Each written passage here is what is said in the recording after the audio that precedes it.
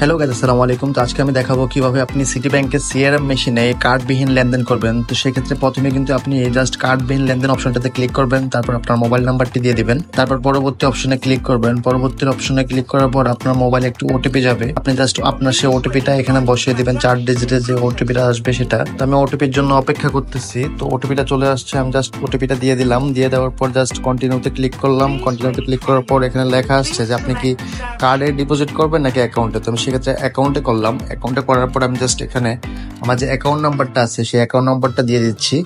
দেখতে পাচ্ছেন আমার অ্যাকাউন্ট নাম্বারটা দিয়ে দেওয়ার পর কনফার্মে ক্লিক করলাম। কনফার্মে ক্লিক করার পর নেক্সট যে অপশনটা আসবে সেখানে আমার যে নাম এবং অ্যাকাউন্ট নাম্বার দুইটাই কিন্তু চলে আসছে। তো আপনি নিশ্চিত হয়ে যেতে পারবেন যে যে অ্যাকাউন্টে আপনি টাকাটা ট্রান্সফার করতে যাচ্ছেন সেই অ্যাকাউন্ট নাম্বারটা কিনা। তারপর যত টাকা ডিপোজিট করবেন জাস্ট ভিতরে রেখে দিবেন। টাকাটা বুথ রিসিভ করার পর কিছুক্ষণের জন্য গণনা এবং টাকা যাচাই বাছাই চলবে। দেখতে পাচ্ছেন এখানে কিন্তু ডিসপ্লেতে অ্যামাউন্টটা শো করছে, কত টাকা আপনি জমা দিয়েছেন। সেক্ষেত্রে যদি কোনো টেরাফাটা নোট যদি আপনি দিয়ে থাকেন তাহলে কিন্তু সেই টাকাটা কিন্তু মেশিন রিটার্ন করে দিবে আপনাকে। তো সেক্ষেত্রে আপনি কি করবেন, রিটার্ন করে দিলে আপনি টাকাটা রিসিভ করবেন। করার পর আপনি অ্যাড মোরে অপশনে ক্লিক করে আপনি পরবর্তীতে আরো টাকা অ্যাড করতে পারবেন। তো এই হচ্ছে পদ্ধতি। আর তারপর কিন্তু যখন টাকাটা কিন্তু রিসিভ করে নেবে ভূত, সাথে সাথে আপনাকে একটি টোকেন দিয়ে দিবে এবং টোকেনের মধ্যে কিন্তু আপনার সবকিছু ডিটেলস লেখা থাকবে, কত টাকা জমা করেছেন এবং ডিপোজিট করেছেন।